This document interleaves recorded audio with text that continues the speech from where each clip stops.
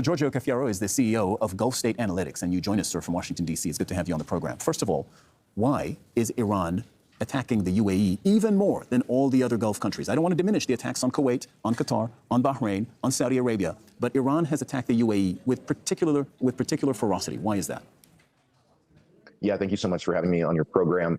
No doubt, just to sort of repeat the point you were making, the UAE, more than any other country, including Israel, has been attacked by Iran most intensely since February 28th.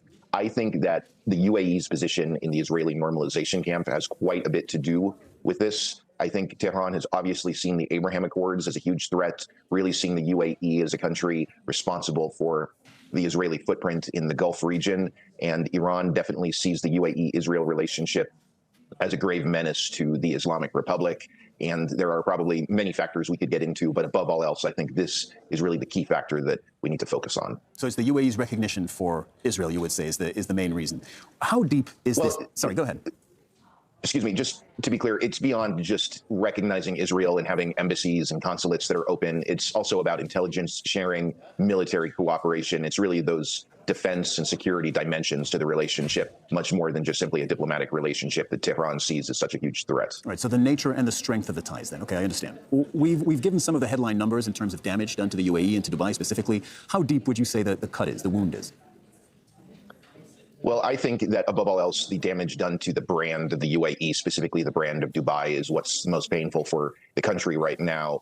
As you've mentioned, for many, many years, for decades, the image and the reputation of Dubai as an extremely safe city and as a very stable and prosperous part of the Middle East has been so important to the reputation of Dubai that has contributed to it becoming such a popular tourist destination, a city that attracts so much investment and has been such a hub in the international economy.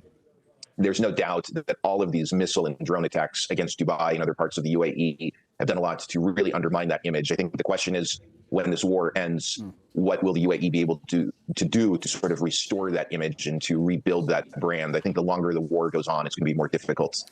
But at least in the interim, I think the UAE is trying to really focus on its message about having an economy that's very resilient, even amid the regional security crisis. Yeah, I did want to ask you about the resilience. Do you think this damage to the reputation, to the money that flows to Dubai, the tourism, all of it, do you think this can be reversed? Do you think there's a scenario where we look back on this, whether it's in a few months or a year from now, and we say, well, the UAE has largely overcome all of this?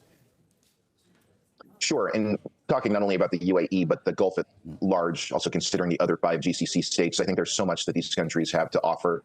There's so many reasons why we can be optimistic about them succeeding in terms of developing their international tourism sectors. I do think it's certainly possible that these countries, including the UAE, will be able to recover, but it's going to be difficult to do so. There's no doubt that the past 2.5 weeks or so have really undermined the image of the Gulf as a stable and safe part of the world. Giorgio Cafiero, CEO of Gulf State Analytics, thank you very much. Thank you.